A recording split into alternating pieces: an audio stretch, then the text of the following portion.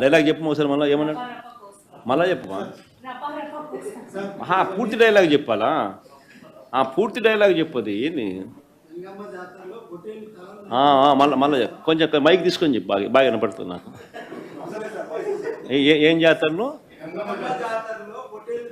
మళ్ళీ చెప్పు గంగమ్మ జాతరలో పొట్టేళ్ళ తలకాయలు కోసినట్టు రప్ప రప్ప రప్ప రప్ప రపా రపా రపా రపా నరికేస్తాం. అది ఒక పోస్టరా? అదే సినిమా డైలాగ్ అనుకుంటా స్వామి. Yeah cinema dialogue? Pushpa 2 sir. Pushpa cinema dialogue అది. మరి నువ్వే చెప్తున్నావు స్వామి. అంటే ఇప్పుడు పుష్ప సినిమా డైలాగులు పెట్టినా కూడా తప్పేనా? అసలు డెమోక్రసీలో ఉన్నామా డెమోక్రసీలో లేమా స్వామి మనం? ఇది నాకు అర్థం కాదన్నా. అంటే పుష్ప సినిమా డైలాగులు పెట్టినా తప్పే, పుష్ప ఫోటోలు పెట్టినా తప్పే, గడ్డ మిట్టనే తప్పే, గడ్డ మిట్టనే తప్పే. ఏంది స్వామి ఇది? ఏ ప్రపంచంలో ఉన్నాము? ఇదంతా డెమోక్రసీలో ఉన్నామా డెమోక్రసీలో లేమా?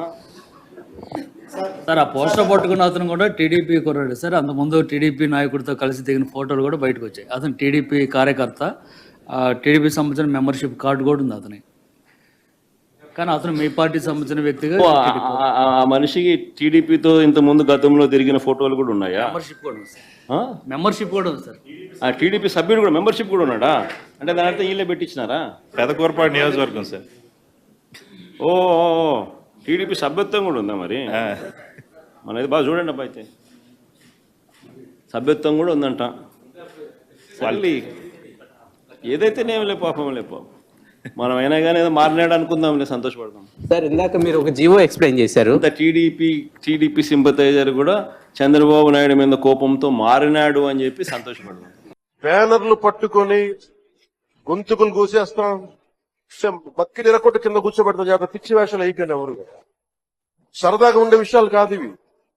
శాంతి భద్రతలను ఏమాత్రం క్షీణిస్తే చిన్నపాటిది కూడా సహించం, మీకు బలంగా తెలియజేస్తాం ప్రజలందరికీ కూడా.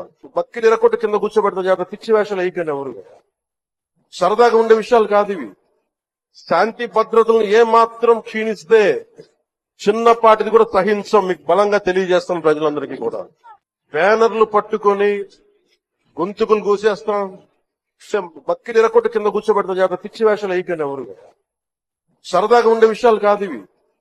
శాంతి భద్రతలను ఏమాత్రం క్షీణిస్తే చిన్నపాటిది కూడా సహించం, మీకు బలంగా తెలియజేస్తాం ప్రజలందరికీ కూడా. బక్కి నిరకొట్టు కింద కూర్చోబెడతాం. జాగ్రత్త, పిచ్చి వేషాలు అయిపోయిన ఎవరు సరదాగా ఉండే విషయాలు కాదు ఇవి.